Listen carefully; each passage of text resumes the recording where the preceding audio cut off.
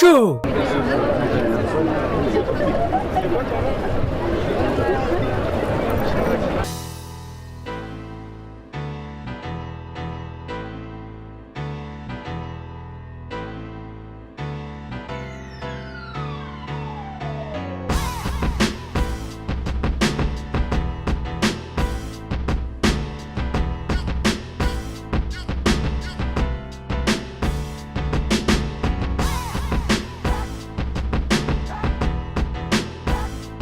Alors bonjour à tous, aujourd'hui j'ai trouvé un super spot de graphe en plein centre de La Rochelle. Pour moi personnellement c'est mon style d'art préféré, le street art.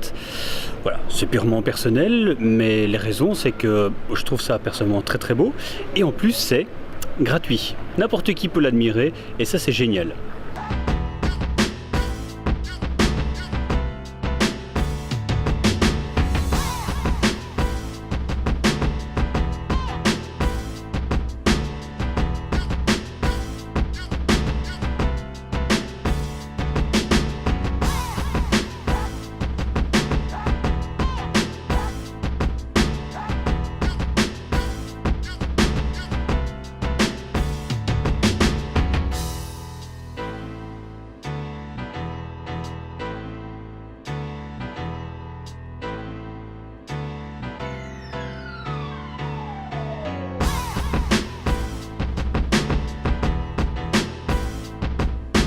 Je vous avoue que j'ai une petite préférence pour celui qui se trouve juste derrière moi.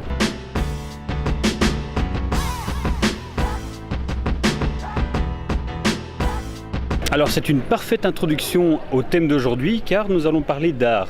Mais j'ai pas la prétention d'être un expert en art, donc ce sera plutôt basé sur la magie et au niveau du copyright. Le copyright en magie, élément dont je vous ai parlé dans plusieurs émissions, que ce soit dans la grande ou dans un des mini-shows, et nous allons un peu approfondir le sujet.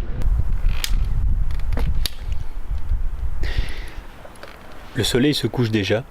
C'est vrai que j'ai pas eu beaucoup le temps de filmer aujourd'hui parce que on a fait pas mal de shopping, etc. J'ai pas beaucoup filmé au centre-ville. Donc je continue simplement ici, bien à l'aise dans le transat. Je continue ce que je disais. Il faut savoir que David Copperfield est parti en croisade pour que le gouvernement reconnaisse la magie comme un art. Parce qu'effectivement, c'est malheureusement pas encore le cas à l'heure actuelle. Alors, dans l'esprit collectif, tout le monde sait que la magie est un art, du moins je l'espère, mais en tout cas pas de manière administrative et légale si vous voulez. D'ailleurs, petite révélation du soir, pour ceux qui ne le savent pas, c'est d'ailleurs mon nom de magicien.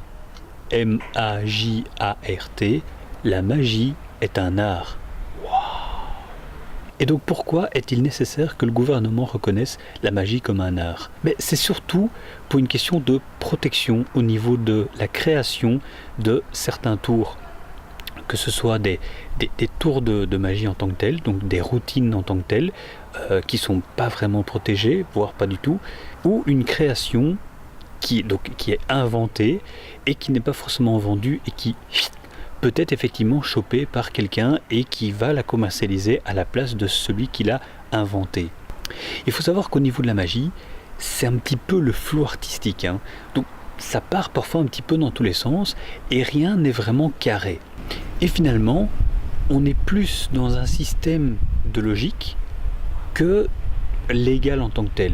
Exemple, il serait complètement aberrant par exemple qu'un magicien B reprenne la routine de magie d'un magicien A qu'il a mis en place, en scène, en route, etc. De là à ce que le magicien A fasse un procès à B, c'est pas forcément toujours le cas. Mais il apparaît effectivement tout à fait illogique que B reproduise effectivement la routine magique de A. Je prends l'exemple d'un magicien belge, malheureusement c'est de notre côté, qui a commencé à commercialiser un tour qui avait été inventé par le grand magicien Teller, donc du duo Penn & Teller, et donc Teller avait effectivement inventé un tour, et ce magicien belge l'a, de manière tout à fait tranquille, commercialisé. Alors il est parti du principe que non, c'était pas exactement la même chose, c'est pas le même système, etc. Bon, au bout du compte, youpi, il s'est fait complètement descendre en justice par Teller. Et je suis désolé, mais c'est bien fait. Au-delà du fait que ce soit de la malhonnêteté intellectuelle, c'est juste un manque à gagner pour le créateur, en l'occurrence Teller. Pour revenir au cadre plus personnel, donc me concernant moi et au niveau de l'émission, est-ce que je vous avais dit, oui, je ne peux pas vous montrer ceci ou cela, mais simplement que vous avez un tour de magie en tant que tel, que vous apprenez via DVD, bouquins ou parce qu'un magicien vous l'a montré. Vous pouvez, normalement, je dis bien normalement, sauf si un magicien est vraiment contre de le reproduire de manière générale ou dans tous les cas, mais vous pouvez effectivement, normalement, le reproduire dans un cadre privé. Donc un cadre privé, c'est-à-dire que à la base vous n'êtes même pas censé être payé, c'est entre guillemets entre amis, famille, etc. Maintenant, pour reprendre l'exemple de l'émission, lorsque effectivement j'interviewe quelqu'un ou je présente quelqu'un dans l'émission, on est juste tête à tête, donc je peux sans aucun problème lui présenter un tour qui ne m'appartient pas. Mais bien entendu, il est tout à fait illogique de le présenter dans l'émission. L'émission est postée publiquement, donc sur YouTube, le monde entier peut le voir, donc j'essaye vraiment de faire très très attention à ça. Maintenant, bon, le risque zéro n'existe pas, malheureusement, et à une ou deux exceptions près, mais c'est surtout les émissions du début, jusqu'à présent, je suis arrivé à respecter ce genre de choses. Donc à développer mes propres routines dans le thème abordé de l'émission, pour justement dire, ok, ça c'est à moi. Et en toute logique, personne ne peut me le reprocher. À côté de ça, j'ai des routines auxquelles je tiens énormément, et que je ne suis pas prêt à les diffuser sur YouTube.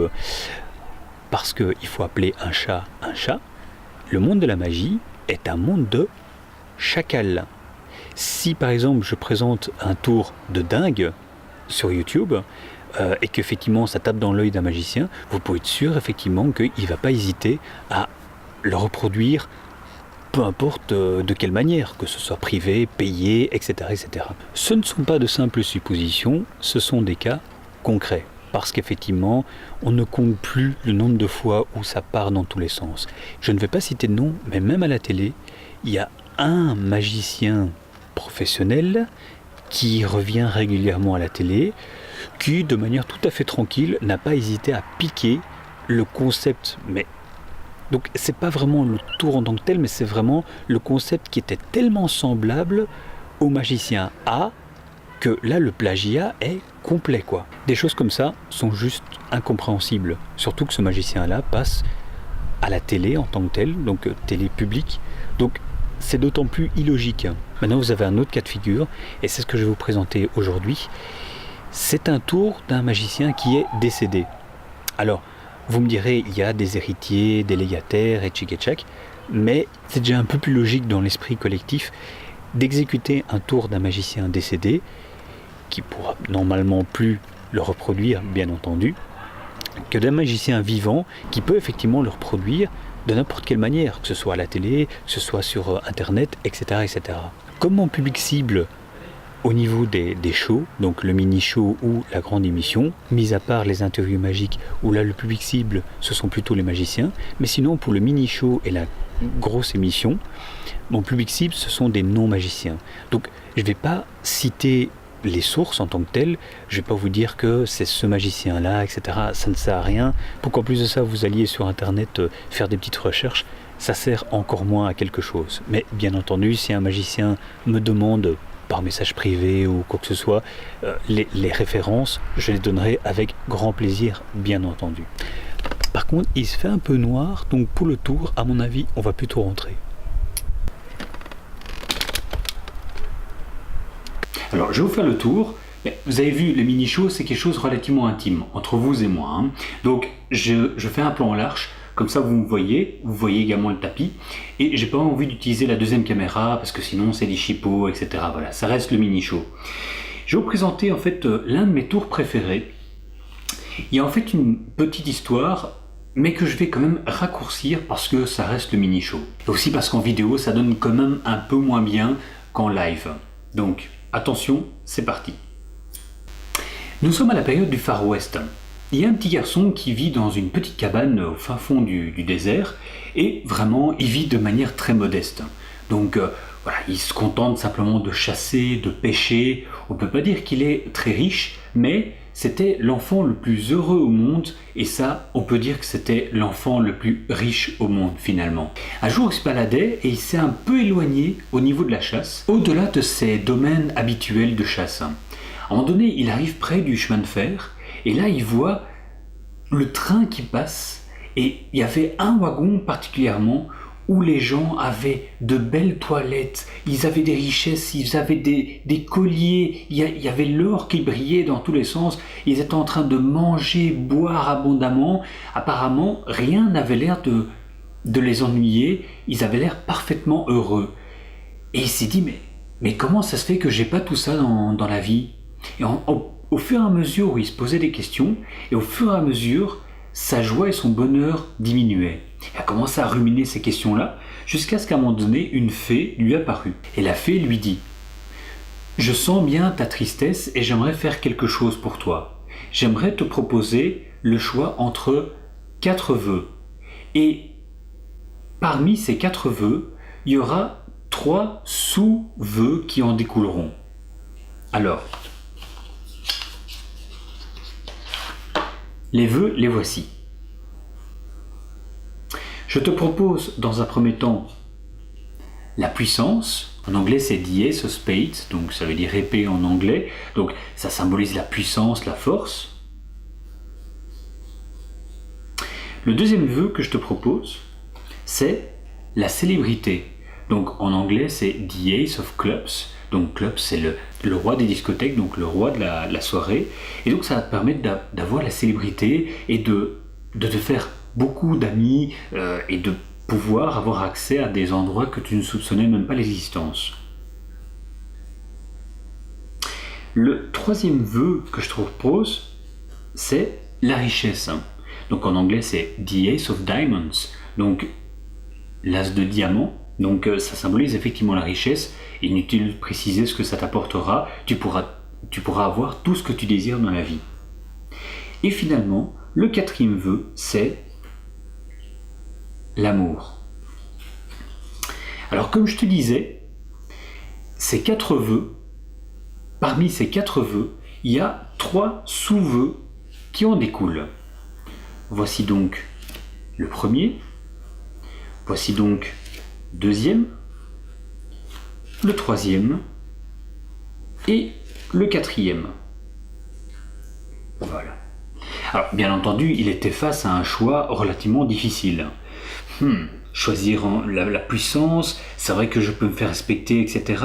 Choisir la célébrité, c'est vrai qu'effectivement tout le monde va me connaître et ça me permettra d'avoir toutes mes chances dans plusieurs domaines différents. La richesse, bon, c'est vrai qu'avec ça je peux avoir tout ce que je veux dans la vie, mais il avait beau mélanger tout ça dans sa tête, il lui dit « Je pense que sans amour, je ne pourrais pas vivre. » À ce moment-là, un sourire se dessina sur les lèvres de la fée. Elle lui dit « Je pense qu'effectivement tu as fait le bon choix. Parce que la célébrité, la puissance et la richesse, ce sont des valeurs éphémères. Aussi bien elles apparaissent qu'elles disparaissent en un instant. » Et effectivement, on peut voir que je passe toutes les cartes. Tandis que avec l'amour, tu peux avoir la puissance du cœur, la célébrité du cœur et la richesse du cœur. Et bien voilà, c'est ici que se termine le mini-show d'aujourd'hui. Alors on arrive bientôt à la fin. Plus que 3 ou 4 mini-shows, on verra bien un peu comment la fin des vacances va se dérouler. Mais dans tous les cas, si vous me suivez jusqu'à maintenant, un tout grand merci pour votre attention. Ça ne peut que me faire plaisir, bien entendu. Et j'espère que vous passez des bons moments, que vous apprenez des choses, que vous oubliez un peu ceci ou cela. Donc si c'est le cas, c'est la grande classe, comme j'ai dit depuis le début. Dans tous les cas, moi je vous dis à demain. Ciao!